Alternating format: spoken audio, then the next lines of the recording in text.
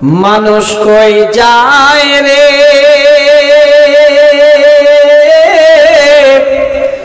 দুনিয়া ছাড়িয়া, মসজিদের এই পালকে আয়না দোলা দে সাজায়া তারে জনমের লাগিয়া।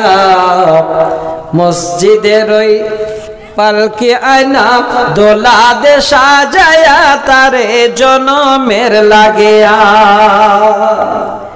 এ বাড়ির লাগে করছো তুমি কত মারামারি, মামলা মোকদ্দমা করে খোয়াইলে করে। আজকে তুমি যাবে মরে,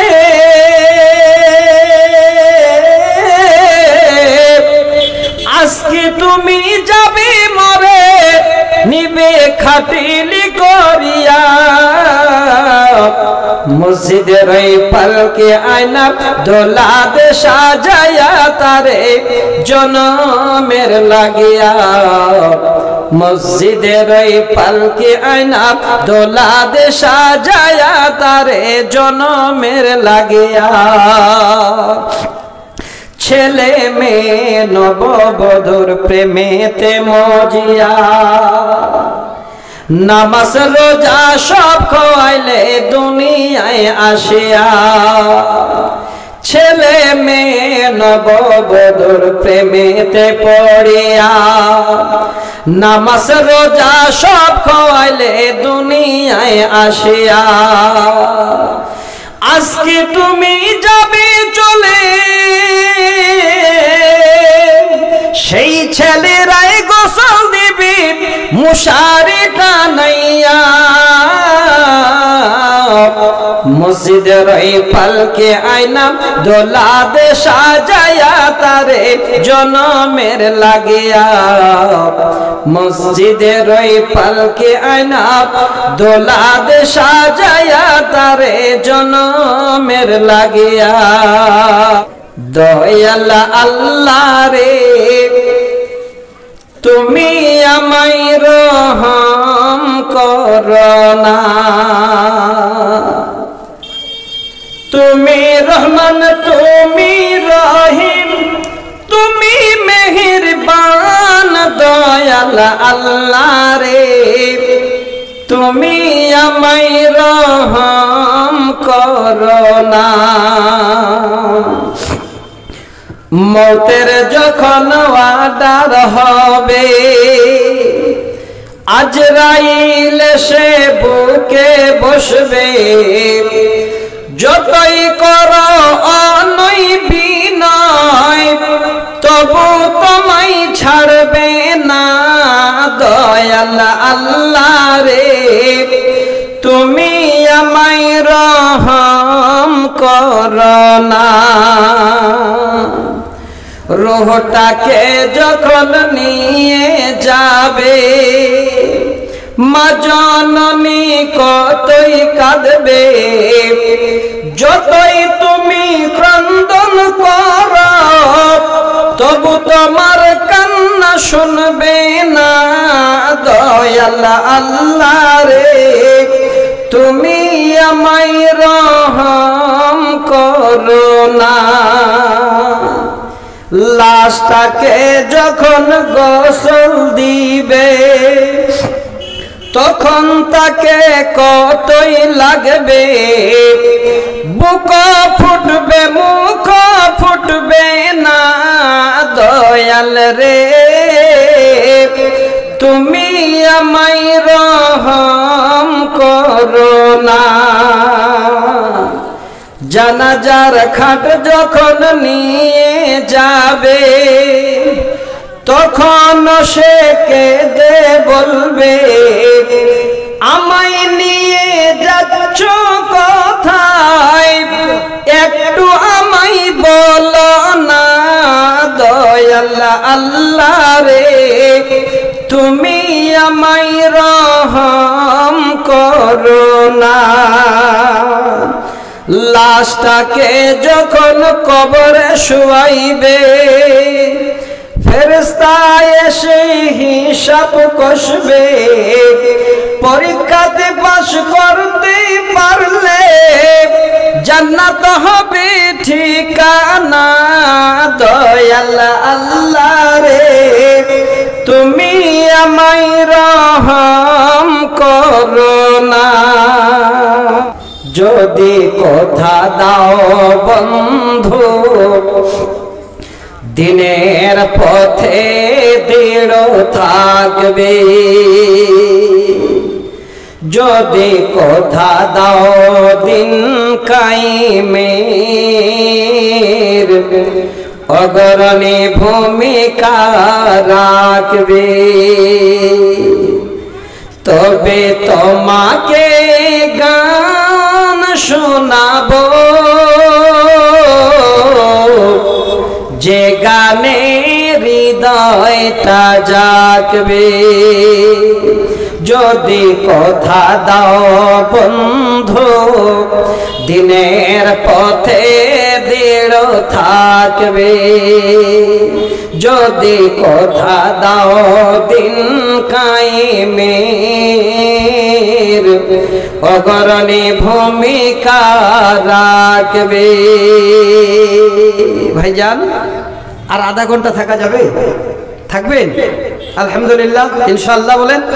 যাক, ভালো লাগলো যে আপনারা ওয়াদা তো করলেন, ওয়াদা করেছেন। সবাই থাকতে পারবেন না আমি জানি। কেউ ভাবছেন যে কাল ভোরবেলা আমাকে ট্রেন ধরতে হবে, সারা রাত জাগবো তো ট্রেন ধরবো কি করে? হতেই পারে। যারা থাকবেন আমি আপনাদেরকে বলছি, আমার মায়েরা যারা আছেন আমি আপনাদেরকে বলছি, জীবনের খোরাক, জীবনের স্বাদ, এই জীবনে চলতে গিয়ে দুনিয়াতে যে রকমের প্রয়োজন সেটা হলো দুটো জিনিস। আল্লাহর কোরআন খুলেন, ইয়া আইয়ুহাল্লাযীনা আমানুস্তাঈনু বিস-সাবরি ওয়াস-সালাত ইন্নাল্লাহা মা'আস-সাবিরিন। সূরা আল-বাকারা 155 নম্বর আয়াত। আল্লাহ বলছেন, হে ঈমানদারগণ, আল্লাহ পাক বলছেন, ইয়া আইয়ুহাল্লাযীনা আমানুস্তাঈনু বিস-সাবরি ওয়াস-সালাত, হে ঈমানদারেরা তোমরা নামাজ এবং ধৈর্যের মাধ্যমে পানা চাও। দেখেন এখানেও নামাজের কথা আল্লাহ বলে দিলেন, যদি নামাজ এবং ধৈর্যের মাধ্যমে পানা চাও, ইন্নাল্লাহা মা'আস-সাবিরিন, নিশ্চয় আল্লাহ যারা ধৈর্য ধারণ করবেন, যারা সবর করবেন তাদের সঙ্গে আল্লাহ থাকবেন। আল্লাহর কোরআন আল্লাহ যেন নিজের জবানে এবার বান্দাদের সান্ত্বনা দিলেন, হে বান্দা বান্দিরে কষ্ট হয়েছে আমাকে স্মরণ কর, বিপদে পড়েছিস আমাকে স্মরণ কর, তোর বিপদ হয়েছে বান্দা বান্দে আমাকে তুই ডাক, আমি আল্লাহ যেন সদা সর্বদা তোর পাশে আছি। সব সময় আল্লাহ আছেন, এটা মাথায় রেখে জীবন যাপন করেন, দেখবেন আপনার সমস্ত রকমের হৃদয়টা আস্তে আস্তে আস্তে আস্তে পরিষ্কার হবে। অনেক মা আছেন, অনেক ভাই আছেন, মসজিদে যেতে পারেন না, বাড়ি থেকে বের হতে পারছেন না, তাহলে আপনি নিজেই ভাববেন যে আল্লাহ জীবনে কি করলাম। আব্দুল্লাহ বিন মাসউদ রাদিয়াল্লাহু তাআলা আনহু, তিনি একজন হাদিসের রাবী, তিনি কত বড় মানুষ, তিনি কত বড় মানুষ, তিনার যদি ইতিহাসটা একটু শোনেন তাহলে আপনারা ভাববেন আল্লাহ আমরা তো তিনার থেকে স্বাস্থ্য শরীরে অনেক ভালো। তিনি ছিলেন কেমন, তিনার মুখ থেকে যে কথাগুলো বের হতো, আল্লাহর নবী জনাবি মুহাম্মদ রাসূলুল্লাহ, একবার পড়ুন মন খুলে, সাল্লাল্লাহু আলাইহি ওয়াসাল্লাম, তিনি বলছেন যখন আমার কোনো কোরআন শোনার ইচ্ছা হতো তো আমি আব্দুল্লাহ ইবনে মাসউদকে বলতাম, আব্দুল্লাহ ইবনে মাসউদ তুমি কোরআন পড়ো আমি শুনবো। সে আব্দুল্লাহ ইবনে মাসউদের একটা হাদিস বলছি, তিনি বলছেন একদিন আমি আমার নবীর কাছে গেলাম, আর ওই সময় গিয়ে দেখি আমার নবী সুন্দর একটা বিছানায় শুয়ে আছেন, কিন্তু চেহারায় যেন এই রকমের কষ্ট অনুভব। নবীজি বলছেন ওই সময় আব্দুল্লাহ ইবনে মাসউদ আমার দিকে তাকিয়ে যেন কথা বলছেন, নবী গো আপনি বোধে মনে হয় বেমারে পড়েছেন, আপনার মনে হয় বেমার হয়েছে। নবী বলছেন, আব্দুল্লাহ ইবনে মাসউদ আমি এত বড় বেমারে পড়েছি, তোমাদের দুই জনের সমান আমি একাই বেমারে যেন ভুগছি। তবে শুনে রাখো, এই রকমের বেমারে ভুগছি, তবে দুই জনের সমান যেন নেকির অধিকারী। আল্লাহর নবী এই রকমের কথাটা যখনই বললেন, শেষে যেন নবী বলছেন, ও আব্দুল্লাহ ইবনে মাসউদ শোনো, আমি নবী বলছি, কোন পৃথিবীর বুকে মুসলিম বা মুসলমান যদি বিপদে পড়ে, তার বেমার হয়, আর ধৈর্য সহকারে যদি সে এবার আল্লাহ পাক রব্বুল আলামিনের কাছে সময় সঁপে দিতে পারে, নবীজি বলছেন, হে আব্দুল্লাহ ইবনে মাসউদ, ওই বান্দার ওই বান্দের বেমারের কারণে তার গুনাহগুলো এমন করে ঝরে যায় যেমন এই রকমের গাছের পাতাগুলো শুকিয়ে যায়। ইন্নাশ শাজারাতা ওয়ারাকাহা, আল্লাহর নবী বলছেন, ওই গাছের শুকনো পাতাগুলো একটু হাওয়া বাতাস হলে যেমন ঝরে পড়ে। কোন আল্লাহর বান্দা বান্দির যদি বেমার হয়, এই বেমারের কারণে ধৈর্য ধরার কারণে আল্লাহর কাছে সমস্ত রকমের দায়িত্ব সঁপে দেওয়ার কারণে ওই বান্দার বা ওই বান্দির তার গুনাহগুলো গাছের পাতার মতো ঝরে পড়ে। গাছের পাতার মতো গুনাহ ঝরে। তাহলে কেন কষ্ট করব না? বিপদ আসে, মাথা পেতে মেনে নিন। বিপদ সামনে এসে গেছে, আল্লাহকে ডাকেন, ধৈর্য ধরে নিন। দেখেন, দুটো হাদিস বলে আমি আপনাদের কাছ থেকে বিদায় নেব। তবে আমি মুসাফির, আপনাদের কাছে আমি অনুরোধ করব, এই আল্লাহর ঘর যার জন্য আপনারা জালসার আয়োজন করেছেন, মুসাফিরের দোয়া আল্লাহর কাছে কবুল হয়। শেষের বেলায় একটু আপনারা আমার সঙ্গে কমপক্ষে একটু মুসাফা করবেন, মুলাকাত করবেন। আপনার জন্য আমি প্রাণ খুলে দোয়া করব। দেখেন, আমি আপনাদের জন্য এখানে বড় আশা আকাঙ্ক্ষা নিয়ে এসেছি। আপনারা যারা বসে আছেন, অনেক আমার ভাই বাপ যারা বসে আছেন আমি দেখতে পাচ্ছি। এবার দুটো হাদিস শোনাবো, বেশি শোনাবো না। যদি বিপদ আপনার কাছে এসে যায়, তাহলে আপনি ধৈর্য ধরুন, আপনি লাভবান। অনেক সময় মানুষ রেগে গেলে কাউকে মেরে দেয়, মারবেন না। যদি মেরে দেন, তাহলে একটা শব্দ আছে আরবিতে, যদি কাউকে একটু কেটে দেওয়া হয়, ওই কাটার দাগটা আস্তে আস্তে মিশে যায়। কাউকে যদি আঘাত মারা কথা বলা হয়, সে আঘাত মারার দাগ কিন্তু কোনোদিন মিশতে চায় না। এই জায়গাটা মাথায় রাখেন। হাদিসের শব্দ দুটো শোনাচ্ছে, বেশি নয়। আম্মাজান আয়েশা সিদ্দিকা রাদিয়াল্লাহু তাআলা আনহা আল্লাহ রাসূলকে একদিন জিজ্ঞাসা করছেন, ইয়া রাসূলুল্লাহ, ইয়াউমে উহুদ, উহুদের একটা যুদ্ধ হয়েছিল, তো বলছেন সেদিন যে আপনার দ্বন্দ্ব মোবারক শহীদ হয়েছিল, আপনার কষ্ট হয়েছিল, তার থেকে কি আপনার কোনোদিন এরকমের কষ্ট গেছে? দেখেন, নবীজি বলছে, ওরে আয়েশা, উহুদের থেকেও আরো যেন একটা সময় আমার বড় কষ্টের গেছে। সেই সময়টা হলো যেদিন আমি নবী তোমার ওই সমস্ত বংশধর, ওই কুরাইশ বংশের লোকেরা, অর্থাৎ তোমার বংশের লোকেরা তায়েফ আছে, আমি তায়েফে যেদিন ইসলামের দাওয়াত দেওয়ার জন্য গিয়েছিলাম, সেই দিন সর্বপ্রথমে আব্দুল্লাহ বিন কিলাল নামে একটা লোক, আমি তার কাছে ইসলামের দাওয়াত নিয়ে গেলাম। ওরে আয়েশা, সেদিন তারা এমন করে আমার কথা ঘৃণা করলো, আমার উপরে এমন করে তারা কষ্ট দিতে লাগলো। রাস্তায় আমি চলতাম, ছোট ছোট বাচ্চাদের দ্বারা এবার আমাকে পাথর মারা হতো।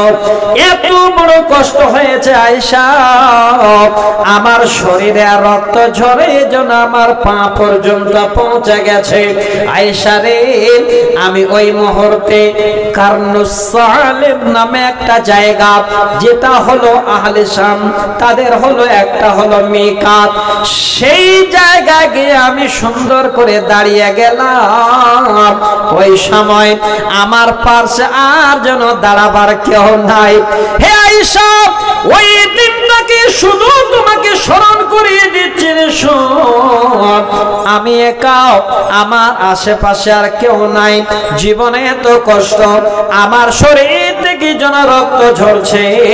ইতিমধ্যে যদি দেখছি আমার মাথার উপরে এক খণ্ড মেঘ এসে এবার ছায়া করে আছে। ওই সময় একজন আল্লাহর ফেরেশতা আমার সামনে এসে বলছেন, নবী গো, আল্লাহর তরফ থেকে আপনার যা যাবতীয় কষ্ট হয়েছে আল্লাহ সব শুনে নিয়েছেন। নবীজি, আজকের দিনে আল্লাহ পাক আমাকে আপনার কাছে পাঠিয়ে দিয়েছেন। আমি হলাম এই পাহাড়ের ফেরেশতা, এই পাহাড়ের দায়িত্ব আমার হাতে আছে। নবী গো, আপনি ওয়াদার করুন, আপনি যদি বলেন এদের এখনই আমি দুইটা পাহাড় একসঙ্গে এইভাবে করে মিলিয়ে দেব, আর এমন করে তাদের পিষে দেব, জীবনে কোনোদিন যেন তারা আর আপনাকে কষ্ট দেবে না। যখন সেই কথা বললাম, আল্লাহর নবী বলছেন, হে আল্লাহর ফেরেশতা, এমন কথা শোনালে উদ্বেক আলাইহিমুল আকশাবাইন, ওই পাহাড়ের ফেরেশতা বলছেন, আমি দুইটি পাহাড়কে এবার এক করে তাদের কুচুল করে দেব, তাদের আমি পিষে দেব। নবী গো, আপনি বলুন। আল্লাহ নবী বলতে পারতেন করে দাও, কিন্তু না না, দেখুন ধৈর্য কত বড়, সবর কত বড়, তার বিনিময় কত বড়। নবীজি বলছেন, বাল আরজু আয়াখরুদাল্লাহ, আমি আল্লাহর কাছে আশা করছি তাদের পিষে দিও না। তাদের কাছ থেকে যে ছেলে মেয়েরা আসবে, সন্তানেরা আসবে, তারা আল্লাহর সঙ্গে শিরিক করবে না, তারা আল্লাহর ইবাদত করবে। আগামী দিনে হয়তো আল্লাহকে তারা চিনে নেবে। এত বড় কষ্ট হওয়া সত্ত্বেও আল্লাহ নবীর ধৈর্য এত বড়, কোন রকমের দুঃখ বেদনা নয়। আল্লাহ পাক রব্বুল আলামিনের ফেরেশতাকে বলছেন, আগামী দিনে যে নসল আসবে, যে বাচ্চারা আসবে, তারা হয়তো আমার আল্লাহর ইবাদতে পাগল থাকবে, তারা আমার আল্লাহকে চিনে নেবে, আল্লাহর জমিনে তারা আল্লাহকে বারবার ডাকবে। আমরা হলে কি করতাম? হাঁকে মেরেছিস, তোর বদলা নিচ্ছি। এক ভাই অপর ভাইকে মেরে দিচ্ছে। একবার ভাবে না যে একজন লোক তার বাচ্চা কাচ্চা দুনিয়ার বুক থেকে বাবার ছায়া থেকে উঠে যাবে, তার স্ত্রী জীবনের মতো বেওয়া হয়ে যাবে। এবার যে খুন করবে ধরা পড়বে, সে জেলে গিয়ে পৌঁছবে, তারও পরিবারটা যেন 10-12 বছর ধরে বেকার হয়ে যাবে। একবার এই রকমের চিন্তা হচ্ছে না বন্ধু? একবার দেখেন কত বড় ধৈর্য ছিলেন আমার নবী মুহাম্মদ রাসূলুল্লাহ সাল্লাল্লাহু আলাইহি ওয়াসাল্লাম। তো আমি অনুরোধ করছি, আল্লাহ পাক রব্বুল আলামিনকে যদি পেতে চান, তাহলে জীবনের কষ্টটুকু মাথা পেতে আমরা বেড়ে নিই। একটা হাদিস শেষে বলবো, তারপর আপনাদের কাছে বিদায় নেব। 2-4টা আবৃত্তি কবিতা ইনশাআল্লাহ আপনাদের শুনিয়ে বিদায় নেব। এবার যে হাদিসটা বলবো, সে হাদিসটা বলার পূর্বে সকলের কাছে আমার একটা আবেদন। আমি জানি যখনই বলবো যে হাদিস বলে শেষ, হাদিসটা শেষ হবে আপনারা উঠতে লাগবেন। তার আগে যারা মনে করছেন আল্লাহ মৌলানা সাহেবের হাতে বা মুসাফিরের হাতে 500, 1000, 2000, 100 করে দিয়ে একটু দোয়া নেব, যদি কেউ মনে করেন তাহলে একটু চটপট করে যদি পাঠিয়ে দিতেন, আমি আপনাদের জন্য একটু দোয়া দিতাম। আর হাদিসটা বলে বিদায় নেব ইনশাআল্লাহ। আমার মা, আপনারা হাদিসটা না শুনে কেউ যাবেন না। আমি আপনাদেরকে খাস করে বলবো, শেষে উপহারটা নিয়ে যাবেন, বাড়িতে শুইতে যাবেন, তারপরেও যেন চিন্তা হবে আল্লাহ জীবনে বেঁচে থাকলে এই হাদিসটাকে কোনোদিন অমান্য করব না। তার সঙ্গে 1-2টা দোয়াও শিখিয়ে দেব চটপট করে। ভাই যারা 500, 1000, 100, 200 করে দিতে বাকি আছেন, এতক্ষণ ধরে যারা দিতে আসছিলেন, 1-2 জন আসা যাবে? একটু দেরি না করে একটু যদি তাড়াতাড়ি আসেন, তাড়াতাড়ি করেন ভাই, দেওয়া যাবে? 1-2, 4 জন। কেউ আছে বন্ধু? তাড়াতাড়ি। আলহামদুলিল্লাহ, একজন ভাই আমার 300 টাকা পকেটে ছিল, সেটাই দিয়েছেন। দেখি, মানুষ কই যায় রে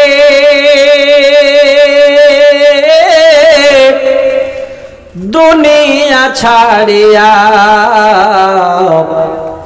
মসজিদের ওই পালকে আয়না দোলা দে সাজায়া তারে জনমের লাগিয়া, মসজিদের ওই পালকে আয়না দোলা দে সাজায়া তারে জনমের লাগিয়া। আলহামদুলিল্লাহ, আমার ভাই যার একজন 500, একজন 200, আর একজন ভাই বোধ মনে হয় 1000 টাকা দিয়ে গেলেন। আল্লাহু আকবার, আল্লাহ তুমি দানকে কবুল করো। আরেকজন ভাই আমার 200 টাকা। আচ্ছা মা বোন, আপনাদের মধ্যে যদি থাকেন একটু দেন, দিয়ে চলে যাবেন না। একটা হাদিস কালে বলবো, তারপর আপনার কাছে ইনশাআল্লাহ আমি বিদায় নেব। আপনারা বেশি যে থাকবেন এটা আমার বিশ্বাস হয় না, তবে আজকে প্রথম এলাকায় জালসা, আপনারা ভাবছেন যে আর কত শুনবো, অনেক শোনা হলো, শেষ হাদিসটা শুনে যাবেন। আর কেউ আছেন বন্ধু? একটু তাড়াতাড়ি করবেন। আলহামদুলিল্লাহ, আরেকজন ভাইয়ের কাছে হয়তো 100 টাকা 110 টাকা ছিল, পুরোটাই দিয়ে গেলেন। আর কেউ?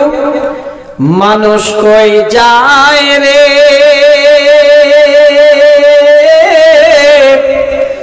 দুনিয়া ছাড়িয়া,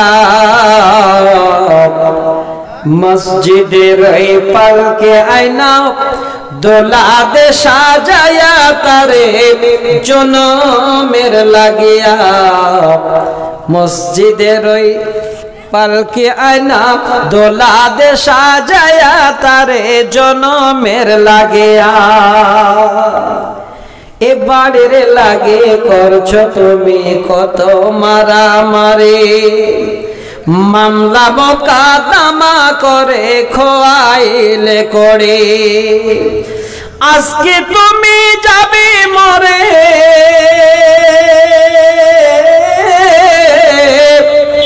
আজকে তুমি যাবে মরে, নিবে খাটিলি করিয়া, মসজিদের ওই পালকে আয়না দোলা দে সাজায়া তারে জনমের লাগিয়া, মসজিদের ওই পালকে আয়না দোলা দে সাজায়া তারে জনমের লাগিয়া। ছেলে মেয়ে নববধূর প্রেমেতে মজিয়া,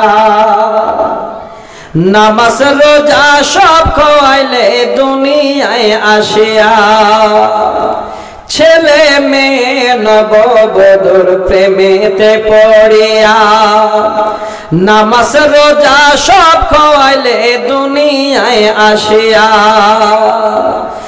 আজকে তুমি যাবে চলে, সেই ছেলেরাই গোসল দিবি মুশারি টানাইয়া,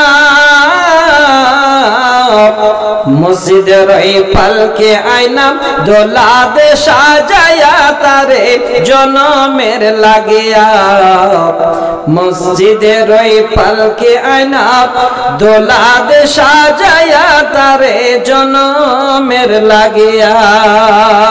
ভাই আর একা দুজন আপনাদের জন্য অপেক্ষা করছি।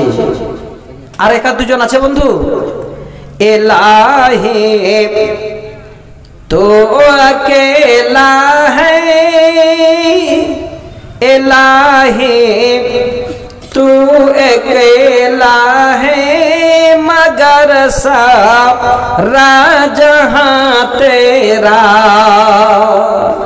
इलाही तो अकेला है, मगर सारा जहां तेरा, मकी तेरे मका तेरा, जमीनो आसमां तेरा।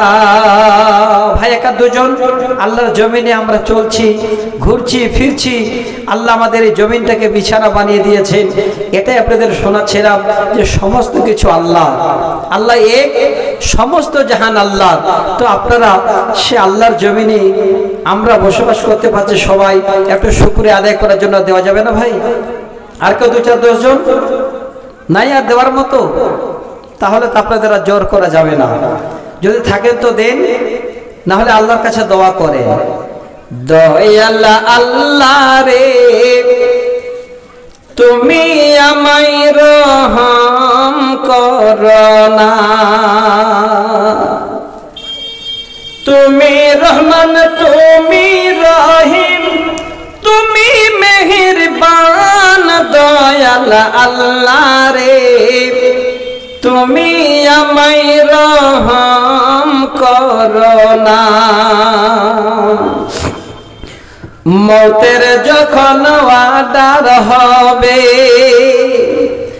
আজরাইল সে বুকে বসবে, যতই করো অনয় বিনয় তবু তোমায় ছাড়বে না, দয়াল আল্লাহ রে তুমি আমায় রহম করনা।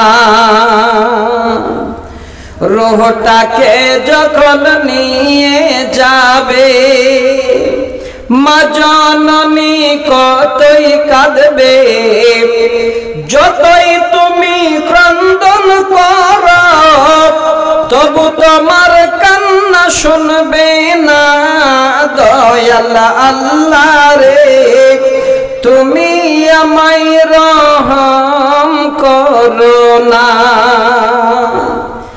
লাশটাকে যখন গোসল দিবে, তখন তাকে কতই লাগবে, বুক ফুটবে মুখ ফুটবে না, দয়াল রে তুমি আমায় রহম করনা। জানাজার খাট যখন নিয়ে যাবে, তখন সে কেঁদে বলবে, আমায় নিয়ে যাচ্ছ কোথায় একটু আমায় বলো না, দয়াল আল্লাহ রে তুমি আমায় রহম করনা। লাশটাকে যখন কবরে শুয়াইবে, ফেরেশতা এসে হিসাব কষবে, পরীক্ষাতে পাস করতে পারলে জান্নাত হবে ঠিকানা, দয়াল আল্লাহ রে তুমি আমায় রহম করনা। আলহামদুলিল্লাহ, যেটুকু দেওয়ার শেষে আপনারা দিলেন, এবার যদি থাকেন তাহলে শোনাবো, আর যদি না থাকেন তাহলে ছেড়ে দেবো। ভাই থাকবেন তো হাদিসটা পর্যন্ত, না ছেড়ে দেবো বলেন? থাকবেন? আলহামদুলিল্লাহ, ভালো লাগলো। কিন্তু এদিকে কমিটি সব গুছিয়ে নিয়েছে, লাস্টে দেখা গেল যে আপনাদের ছেড়ে কমিটি পালিয়ে যাবে না তো? না না, যাবে না আশা করি। শোনাচ্ছি, মা জননী ধৈর্যর ফল এত বড়, যদি মনে করেন যে আমার সব ছেলেগুলোকে মাস্টার বানাবো, আমার ঘরে যত ছেলে আসবে সবাইকে কোরআনের হাফেজ বানাবো, তাহলে একটাই তার ঔষধ বা তার দাওয়াই আছে, সেটা হলো সবর, ধৈর্য। যদি বলেন কেমন করে, এবার হাদিসটা শোনাচ্ছি। আচ্ছা, ফ্যানটা বন্ধ করে দিল নাকি? চালান তো ভাই। আচ্ছা, এই হাদিসটা শোনার পরে আমার মায়েদের কাছ থেকে আমি কিছু শোনাবো, এরকমের বলবো না, মায়েদের কাছ থেকে বিদায় নেব। আমি একটা আইডিয়া পেয়েছিলাম 12টা পর্যন্ত, সেখানে 12:30 হয়ে যাবে। পৃথিবীর বুকে সব থেকে সবরের ফল হলো, ধৈর্যের ফল হলো অমূল্য রতন। আপনার ঘরের ছেলে সব হাফেজ তৈরি হবে যদি আপনি সেইভাবে করে আল্লাহ রাব্বুল আলামিনকে রাজি করতে পারেন। হাদিসটা সহিহ বুখারী মুসলিম। হযরত আনাস হাদিসের রাবী, তিনি বলছেন, একদিন আমার আম্মা জান এই রকমের একটা শিকায়েত করলেন, যার নাম হলো উম্মে সুলাইম। আমার আব্বাজান আবু তালহা সে এই রকমের একজন মানুষ বাড়িতে ছিলেন না। ইতিমধ্যে এবার সফর থেকে বাড়ি ফিরবেন, ওই মুহূর্তে বাড়িতে যে ছোট ছেলে ছোট সন্তান ছিল যার নাম হলো মায়ের, সেবার চিরজন্মের মতো বিদায় নিয়ে নিয়েছে। মা শুধু পরীক্ষার পরীক্ষা, এই পরীক্ষায় পাশ করলে আল্লাহ পাক রব্বুল আলামিনের কাছে পাস। উম্মে সুলাইম বলেন, এবার আমার স্বামী বাড়িতে ফিরছে, আমার সন্তান মারা গেল, যে সন্তান আমার বেমারে ভুগছিল, আমি কি জবাব দেব? বাড়ির মানুষদের সান্ত্বনা দিয়ে বলে দিলেন, শুনুন, আবু তালহা যখন বাড়ি ফিরবে আমার সন্তানের মৃত্যুর সংবাদ তোমরা কেউ স্বামীর মুখে তুলে দেবে না। কেউ যেন এই সন্তানের সংবাদ আমার স্বামীকে না দেয়। ইতিমধ্যে এবার আবু তালহা ফালাম্মা দাখালা আবু তালহা যখন ফিরে আসলো বাড়ি ঢুকবে, এমন সময় উম্মে সুলাইম, হায়রে স্বামী ভক্তা, হায়রে স্বামীর এত কদর করনেওয়ালি নারী, দরজায় অপেক্ষা করছে। আওয়াজ দেওয়ার সাথ দরজা খুলে দিয়ে মুস্কি মেরে হেসে দিয়ে স্বামীকে নিয়ে এবার ঘরে ঢুকে গেল। আবু তালহা সঙ্গে এবার বিবিকে জিজ্ঞাসা করে, বিবি রে, আমি তোমার কাছে জানতে চাই, ক্বালা মা ফালা ইবনি, আমার সন্তানের বেমার খবর আমার কানে ছিল, ছেলে আমার মারা, ছেলে আমার বেমার ছিল, সেই সব কানে আমার আওয়াজ ছিল, একবার বলো বর্তমানে আমার ছেলের এখন অবস্থা কেমন আছে? মা চোখের পানি ধরতে পারতেন না। আপনারা আগেই তো স্বামীর পায়ে পড়ে কাঁদতে লাগতেন। উম্মে সুলাইম বলেন, আমি যেন বুকের ভিতরে ধৈর্যের পাহাড় বেঁধে নিলাম। আমার স্বামীকে সন্তানের সংবাদ আর দিলাম না, চোখ থেকে পানি বের যেন আর হয় না। আল্লাহকে রাজি করব, আমার স্বামীকে রাজি করব, তার জন্য। উম্মে সুলাইম বলেন, স্বামী জান, যে ছেলেটার কথা আপনি জিজ্ঞাসা করলেন, ওই ছেলে আগের থেকে এখন অনেক অনেক আরামে আছে, ওই ছেলের জন্য আপনি কোনো চিন্তা করবেন না। উম্মে সুলাইম বলেন, আমি আবার স্বামীকে ঘরে নিয়ে গেলাম, কখন খেয়েছেন না খেয়েছেন জানি না, আমি আবার রাতের খাবার আমার স্বামীর কাছে হাজির করলাম, খাবার দিলাম, খাবার শেষ হয়ে গেল, আমি আমার জীবনের জন্য আনন্দ আমার স্বামীর সঙ্গে করলাম, রাত পার হতে চলেছে। এবার আমার স্বামীকে আমি বলছি, স্বামী গো, আপনি তো সবাই বুঝেন, আমি আপনাকে বলছি গো স্বামী, মনে করেন আপনারা বা আমরা উভয়ে মিলে কারো কাছে একটা কোনো জিনিস ঋণ নিয়েছি, ধার নিয়েছি, যে জিনিসটা যার কাছে নিয়েছিলাম, এবার সে যদি আমাদের কাছে চায় আমাদের ফেরত দিতে কি কোনো কষ্ট হবে? উম্মে সুলাইম যখন এসে কথা বলা, আবু তালহা বলে, না না রে বিবি, যেমনই আমানত নেওয়া হয়েছিল দিয়ে দিলে কোনো রকমের কষ্ট হবে না। উম্মে সুলাইম বলেন, স্বামী গো, সারা রাত আপনাকে আমি বলতে পারিনি, আপনার সন্তানের সংবাদ নিয়ে নিন, আপনার সন্তান আল্লাহ রাব্বুল আলামিনের কাছে জমা হয়ে গেছে, অর্থাৎ আপনার আবু উমাইর জন্য আর জীবনে বেঁচে নাই। ফাগাসসা আবু তালহা রেগে গেল, এই রকমের ঘটনা ঘটেছে, তুমি রাতে আমারে কেন জানাও নাই? বিবি বলছেন, আল্লাহ আমি যদি জানিয়ে দিতাম তাহলে আমার স্বামীকে আমি খাবার দিতে পারতাম না, আমার স্বামীর মুখে আমি হাসি মুখ ফোটাতে পারতাম না, আমি আমার স্বামীর সঙ্গে জীবনের জন্য এই রকমের আনন্দ দিতে পারতাম না। সেই সময় সারা রাত পার হয়ে গেল, ইতিমধ্যে যেন ফজরের সময় হয়ে গেছে। আবু তালহা সরাসরি মসজিদে আল্লাহর নবীর কাছে গিয়ে হাজির। নবীকে গিয়ে বলেন, ওগো আল্লাহর হাবিব সাল্লাল্লাহু আলাইহি সাল্লাম, আপনার কাছে আমার আবেদন, আজকের রাতে এই রকমের জন্য দুর্ঘটনা আমাদের ঘরে ঘটে গেছে। নবীজি বলছেন, হে আবু তালহা, তুমি তো আজকে রাতে সন্ধ্যায় বাড়ি ফিরেছো, আরাস্তুমুল লাইলাতা, আজকে রাতে কি তোমরা স্বামী স্ত্রী জীবনে আনন্দ করেছো? বলছেন কাল নাআম, নবী গো হ্যাঁ, আমরা সারা রাত আনন্দ করেছি, আমার বিবি আমারে জানতে দেয় নাই।